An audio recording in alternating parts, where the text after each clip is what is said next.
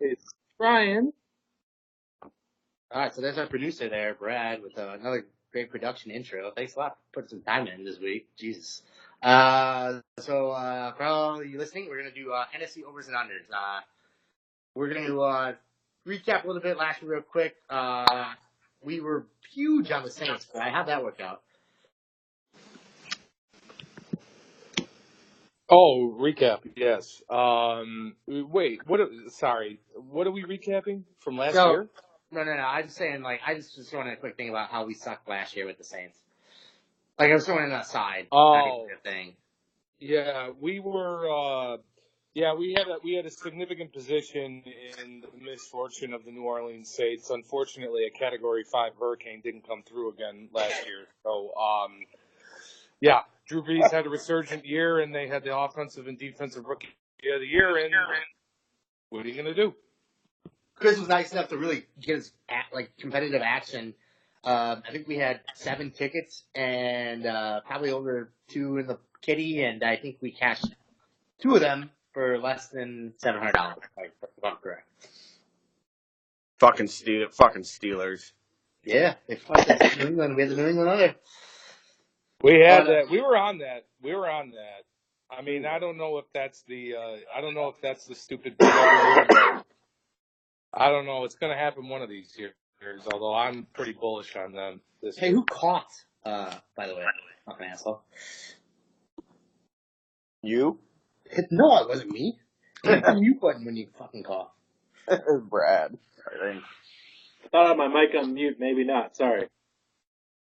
Yeah, I don't know your fancy mic over there. Mixmaster Mike. Come on. Anyways, we'll do 2018 totals. All right, boys. The first team we're going to do in alphabetical order, as we did on Sunday. It's $1,000 to play with. You get to do whatever you want with that $1,000. You can bet it all on one team if you want. It doesn't matter. So the first team we're going to go alphabetical order is Arizona Cardinals. 5.5 is the total. They won, I believe. They won 8 games last year, surprisingly. Who would have thought that, by the way? And then our top division, Brad, preliminary. What are you thinking about this one? David Johnson's back. Oh, Arizona Cardinals. This one, I'm going to say no action. It's just too much in the air. Bad offensive line. But how good Seattle going to be, I guess, is the big question. That's probably where you're going to be with the biggest question in this whole thing is how good is Seattle going to be? Because technically, I think. All right, and we got it. So just so you know, we forgot it's minus 200 for the win and plus 160 for the loss. Chris, where you at? Sam Glass Bradford will not start all 16 games. It's no action just because of the price. Either way, I think they're going to be bad, though. Right. Minus 200 for win? Am I missing something here? Yeah, you know what? Initially, when I had gone through the schedule, I had Arizona as one of the worst teams in the league, although I'm not feeling too good about that because I think Seattle's going to fall back. That's a pass for me as well. Pass for me. All right. Next one is Atlanta. I think we might get some action on this one. Depending on what you feel about that division, they're at 9 wins. The win is minus 160, and the loss is plus 130. Let's start it off with Brian's thought. 9 is the number. 9 is the number. I think Atlanta rebounds this year. I know they were a playoff team last year, but they kind of struggled. I like them plus, to go over the 9, although I'm going to stay away, though, because I think that division's pretty good. Okay. Chris? I think Atlanta 10 wins is the right number. They should be a playoff team again. The NFC South rotates. I'm just going to pass. Wait, all right, Brad, can you help me with this math? Both of them said over the 9 and they didn't bet a nickel. Am I fucking missing something here? I don't want to lower 160. All right, so the number. Brad, where you at? I'm also going to pass. I can see right at 9. Or what do you got? I think 9 is the right number. It's a very good number. And I don't see them winning over 10. So I think 9 is the right number. So yeah, I'm just gonna stay away. All right, just because I hate all you, I'm putting 100 on this game for the over.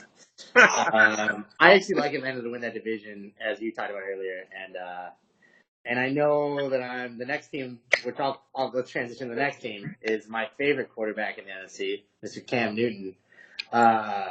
He's at 9, plus 165, loss minus 205. But they traded away Andrew Norwood this year. Or not traded, he lost Andrew Norwood to free agency. Their defense is getting older. We know Kuechly with the concussion issues. Chris, where do you stand on Carolina at 9? I'm just gonna pass. I would take. Oh God, it's so split. It's If a it really moved to good juice on 8.5, each would you side. bet it? If it was 8.5 minus 110, would you bet that? Yeah, I think they're a 9 or 10 win team. It depends on health, really. No, I said under. Yeah, if it was 8.5 even maybe, but not at 205. That's ridiculous. I'm not gonna touch it. Right. I'm with Chris. I'm staying away. I think that this Realize is a division there's only a that certain has, amount of teams. We have 1,000 out there. I think that's a division that has 3 9-win teams and possibly 3 playoff teams. Ooh, so you may like it later on. We might hear about Tampa Bay, though. Brad? I'm just gonna take Carolina just because I think they're really have a good chance at 9, and I like the number plus 165 for the over. I like the juice on it. A little extra kick is nice. Yeah. So you're just gonna do like a Johnny Come Lately? You're gonna put some heat behind this 250 or It's just 100 on it. So basically, what I'm doing is I basically do see Atlanta and Carolina as very similar teams. One team's better defensive side of the ball, one team's primary offensive side of the ball. But both teams have veterans, and injuries could take a major part either way. Julio Jones, question mark for Atlanta.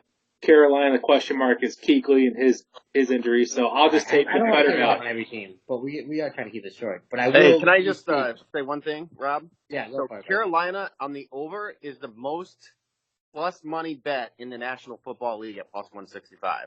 So Vegas is definitely not moving that line because they have no faith in Carolina. Yeah. Plus 165? Yep. Yeah. It's the highest line on the over on any team. See, I don't know. Now, I mean, that there's value in that for me, to be honest with you. All right. Do you want to throw $1 on it? Hey, side note here. Can you go by, would you guys think it'd be better to go by division?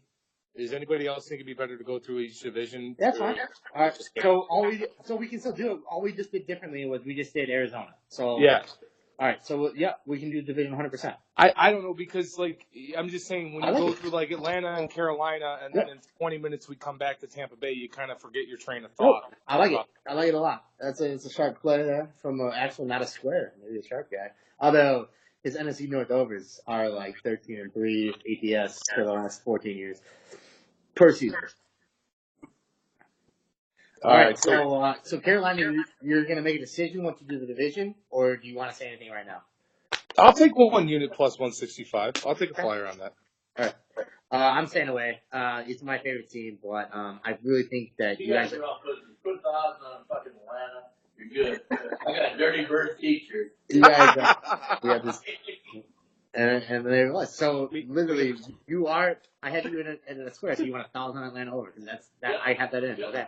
All right. So everyone knows that we got one. Wait. One thing. Are there any other NFL stadiums that your dad worked at that we need to know that you can bet on?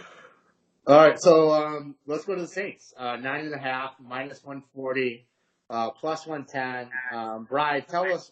I mean, last year we were way off on this because we didn't know they had defensive and offensive rookie of the year. It doesn't happen very often.